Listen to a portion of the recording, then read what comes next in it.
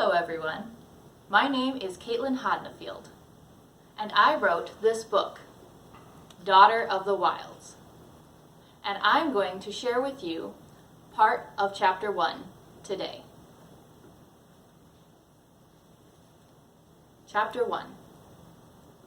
The dwarves have been traveling all day through the foothills of the wilds, and now the sun cast long shadows on the uneven ground.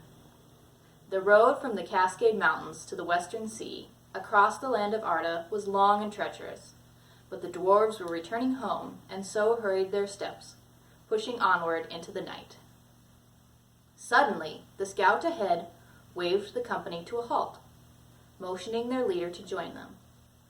Together they left the road and crept slowly into the surrounding rocks and brush as darkness settled over them. The sounds of clashing swords and armor rang out louder and louder as they drew closer to the lip of a deep dell. Stealthily peeking over it, they were surprised by the sight below. A human girl, around 18 years of age, fought ferociously, surrounded by a dozen goblins that had backed her against the wall of the dell.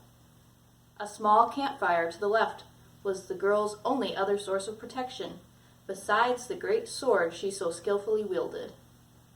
The fire cast an eerie glow on the scene as the goblins laughed and jeered at her predicament.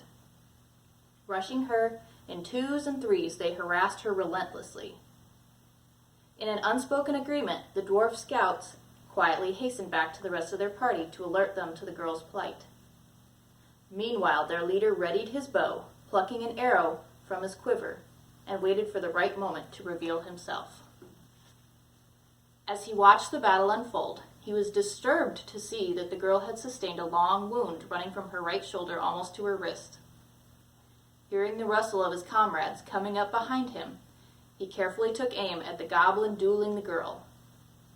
With a soft twang from the bow, the arrow reached its mark, sending mayhem among the goblins.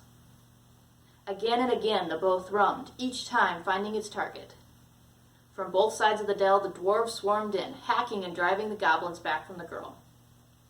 The lead dwarf leapt from the top of the dell, landing beside her. Side by side, they attacked the goblins. The tide was now turned, and the dwarves made short work of the foul creatures. Once the last goblin had been dispatched, the dwarven leader turned to the girl, noticing details about her for the first time. Her rich chestnut-colored hair was pulled back in a loose braid that fell to her waist. She had blue-gray eyes that were unreadable in the firelight. She wore a close-fitting tunic and leggings in hues of dark greens and brown. Blood dripped down the guard of her sword from the wound on her arm. Both parties regarded each other in silence for a moment as they tried to catch their breath.